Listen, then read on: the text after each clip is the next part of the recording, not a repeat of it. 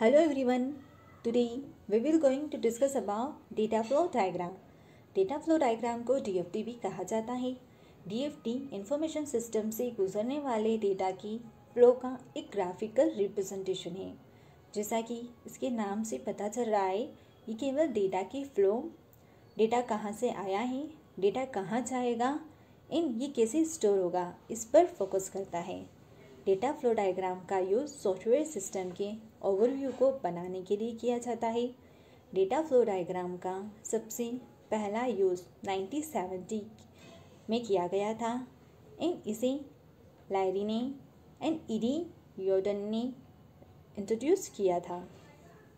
DFT input data flow, output data flow store किए हुए data का एक डायग्राम है. दैट मीन्स ग्राफिक या फिर ग्राफिकल रिप्रेजेंटेशन है. लेकिन DFT इसकी प्रोसेस के बारे में विस्तार से नहीं बताता है. इन चीज़ों को ये डिटेल में नहीं बताता है. A data flow diagram is the graphical representation of flow of data through information system. DFT can be used to visualize a data processing. DFT shows that kind of data will be input to the system and what data is received as the output. Also, it tells where the data will come from and go to and where it is stored in the process. DFTs are drawn with the help of macro. Then हम बात करते हैं components of DFT. DFT एक graphical representation है. तो graph को represent करने के लिए हमें सिंबल का यूज़ करना होगा. इसके लिए हम जिन सिंबल्स का यूज़ करेंगे वो है process, flow, store and terminator. इन्हीं के सामने आप इनका सिंबल्स को देख सकते हैं. प्रोसेस के लिए जो सिंबल का यूज़ होगा वो प्रोसेस के सामने ड्रॉ किया हुआ है. फ्लो के लिए जो सिंबल का यूज़ होगा वो फ्लो के आगे आपको नज़र आ रहा है. इस तरह से चारों कंपोनेंट के सिंबल्स आप देख सकते हैं. वन बाय वन हम हर एक कंपोनेंट के बारे में देखेंगे. स्टार्ट करते हैं प्रोसेस से. ये एक वर्क होता है, यानी कि ये एक टास्क होता है जो कि सिस्टम के थ्रू किया जाता है. इसे सर्कल के थ्रू रिप्रेजेंट किया जाता है. Also known as bubble, function और transformation. Shows the part of the system that transforms input to the output. Process के थ्रू हम ये बताते हैं कि किस तरह से हम इनपुट को आउटपुट में प्रोसेस करेंगे. जो हमारी ओवरऑल प्रोसेस होती है इनपुट से लेकर आउटपुट जनरेट करने तक की, उस प्रोसेस को हम सर्कुलर या फिर यहाँ पर आपको जो शेप नज़र आ रहे हैं 3 शेप हमने ड्रॉ किए हैं, उन शेप के थ्रू हम क्या करते हैं, प्रोसेस को रिप्रेजेंट करते हैं. देन नेक्स्ट आता है फ्लो. ये डेटा की मूवमेंट को दिखाता है. इसे एरो के थ्रू रिप्रेजेंट किया जाता है. Represented graphically by an arrow shows the movement of information packets, that is data in motion. हम इनपुट से प्रोसेस को कनेक्ट करने के लिए प्रोसेस से आउटपुट, ये जो फ्लो होता है इसे हम किसके थ्रू दिखाते हैं, एरो के थ्रू रिप्रेजेंट करते हैं. हमारा जो प्रोग्राम का फ्लो है वो किस डायरेक्शन में जा रहा है, किस सिंबल से नेक्स्ट किस सिंबल पर जाएगा, वो हम एरो के थ्रू डिनोट करते हैं. A flow carries only one type of packet and it's represented by the flow name. Then third आता है हमारा स्टोर. इसे स्टोरेज भी कहा जा सकता है. स्टोरेज एक ऐसी प्लेस होती है जहाँ डेटा को स्टोर किया जाता है, जिसे डेटा स्टोरेज कहा जाता है. इसे हम ओपन रेक्टेंगल के थ्रू रिप्रेजेंट करते हैं. ये जितने भी सिंबल्स हैं इन्हें आपने स्टार्टिंग में कंपोनेंट्स के टाइम देखा है.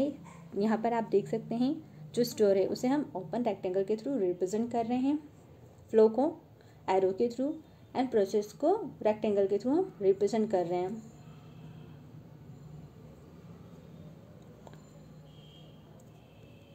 यहाँ पर एक एग्जांपल आप देख सकते हैं जहाँ पर ऑर्डर्स जो दिया है सेंटर में वो क्या रिप्रेजेंट कर रहा है, हमारे स्टोरेज को. देन फोर्थ आता है टर्मिनेटर.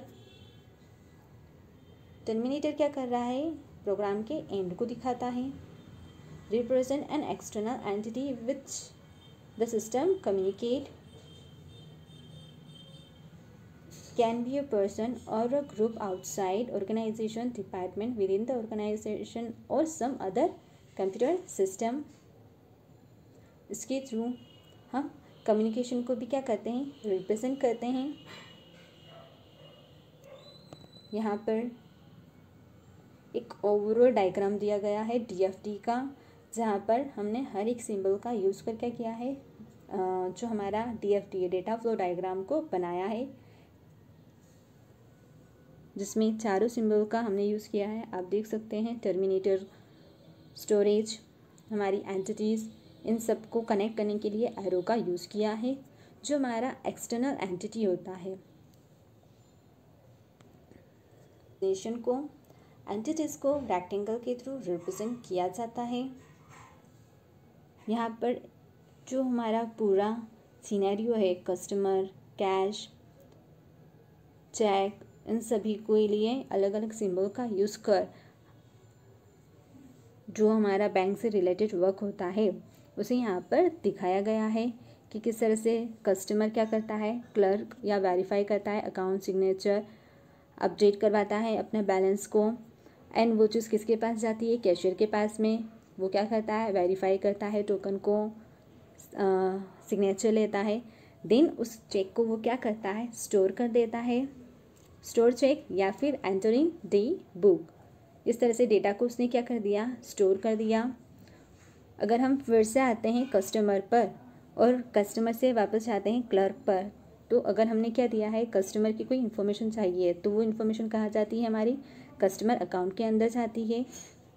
कस्टमर अगर अपने जो बैलेंस है उसकी इन्फॉर्मेशन चाह रहा है तो वो कहाँ जाएगी, कस्टमर अकाउंट से उठकर आएगी, फिर वापस से किसे दे दी जाएगी, कस्टमर को रिटर्न कर दी जाएगी। जैसा कि आप इस एरो से देख सकते हैं कि कस्टमर ने अपने बैलेंस के लिए क्या की, इन्फॉर्मेशन मांगी अपने बैलेंस की, तो वो इन्फॉर्मेशन उसे कहाँ से मिलेगी, अगर वो सिस्टम में सेव होगी तभी उसे मिल सकती है।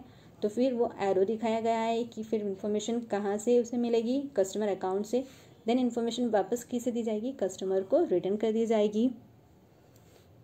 इस तरह से जो पूरी प्रोसेस होती है या एग्जीक्यूट होती है, जिससे DFT के थ्रू कोई भी पर्सन इजीली देखकर समझ सकता है। देन नेक्स्ट हम बात करते हैं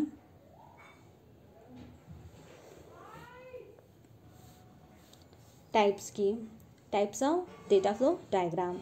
basically there are 2 types of data flow diagram. First one is logical data flow diagram and second one is physical data flow diagram. Logical DFT क्या करता है, लॉजिकल DFT बिजनेस एक्टिविटीज़ पर focus करता है। जो बिजनेस एक्टिविटी होती है उस पर ध्यान केंद्रित करता है। दैट मीन्स ये सिस्टम में डेटा की फ्लो, इन सिस्टम के प्रोसेस पर फोकस होता है। देन सेकेंड आता है हमारा फिजिकल DFT।